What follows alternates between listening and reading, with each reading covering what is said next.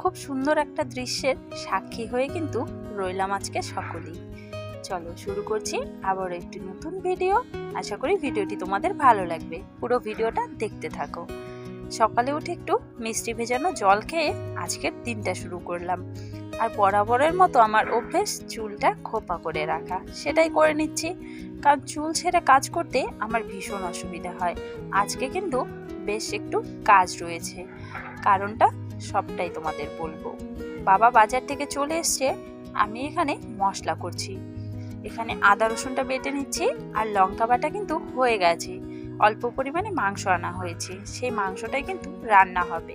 পেঁয়াজ সবকিছুই কেটে নিয়েছি, এখন মশলা করে মাংসটা মেখে নিচ্ছি।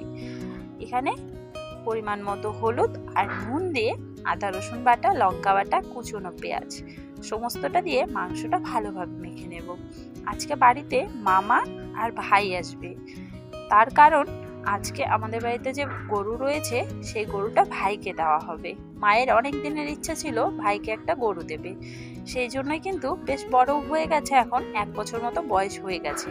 অনেকদিন থেকে বলা হচ্ছিল নিয়ে যাওয়ার কথা, ওদেরও সেভাবে সময় হচ্ছে না। তাই আজকে ভাই আসবে, সঙ্গে মামাও আসবে। তাই রান্নাটা এখানে আমি চাপিয়ে দিয়েছি। আলুগুলো কিন্তু একটু ভেজে নিলাম। এই আলু ভাজা তেলের মধ্যেই রান্নাটা করব। আর আজকের রান্নাতে মশলা কিন্তু একদম কম ব্যবহার করব, তেলটাও। কারণ ভাই তেল মশলা খেতে একদম পছন্দ করে না, আর বেশি তেল মশলার খাবার খেলে ওর একটু প্রবলেমও হয়।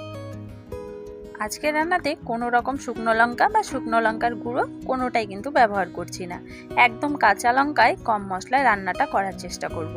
চলো মাংসটা এদিকে কষতে থাক, আর ওইদিকে কিছু বাসনপত্র বেরিয়েছে, ওগুলোকেও মেজে নিতে হবে। মাংস কষানো হয়ে গেছে, আর মাংসতে দেবার জন্য জলটাও কিন্তু গরম করে নিয়েছি। আমি মাংসতে সবসময় গরম জলটাই ব্যবহার করি। আমার মনে হয় এতে মাংসের স্বাদটা কিছুটা হলেও বাড়ে। তাই আমি কখনোই ঠান্ডা জল ব্যবহার করি না মাংসতে। মাংসতে পরিমাণ মতো জল দিয়ে দিলাম, কারণ মাংসটা সেদ্ধ হতে বেশ কিছুটা সময় লাগবে। ভেজে রাখা আলুটাও দিয়ে দিলাম।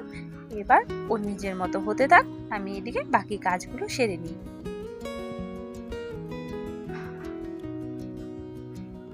আর এই যে এই ব্যক্তিকে দেখতে পাচ্ছ, উনি কিন্তু যাবে মামা বাড়ি ঘুরতে। তাই এখানে সকলের আদর খাওয়া হচ্ছে।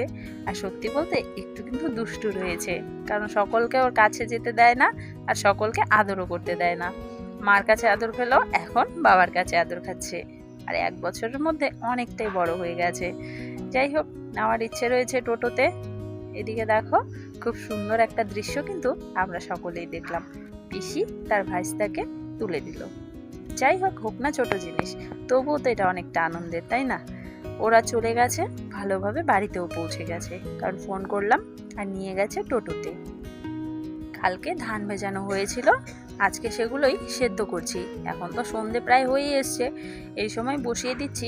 মা সকালের দিকে একবার বলেছিল ধানটা সেদ্ধ করার কথা, আমি বললাম থাক, এখন আর করতে হবে না, কারণ মামা ওরা আসবে, রান্না বান্নার ঝামেলা রয়েছে, বিকেলবেলা একবারে করব। তো ওরা চলে গেছে, তারপরে কিন্তু এদিকে আমি ধান সেদ্ধ করছি। আর মা ওদিকে ভাত রান্না করলো, খাওয়া দাওয়ার ঝামেলাটা পুরোটাই সামলালো। তাই বললাম থাক, আজকে আর তোমাকে করতে হবে না, আমিই করে নিচ্ছি। 1 হাঁড়ি হয়ে গেছে, এখন আরেকটা বসালাম। মোটামুটি 5-6 হাঁড়ির মতো হবে ধান, অনেকটাই সময় লেগে যাবে। যাই হোক, 1 হাঁড়ি হতে আধ ঘন্টার মতো সময় লাগে। কি করার আছে, করতে তো হবেই। ধান সিদ্ধ হয়ে গেছে, হাত মুখ ধুয়ে ফ্রেশ হয়ে নিয়েছি। তারপরে রাতের খাবার বানাচ্ছি আমার জন্য আর বাবার জন্য। মা ভাত খেয়েছে, কিন্তু ভাতটা কেন জানি খেতে ইচ্ছে করছে না, ভাত কিন্তু রয়েছে। তারপরও আমার জন্য আর বাবার জন্য বানাচ্ছি গোলা রুটি।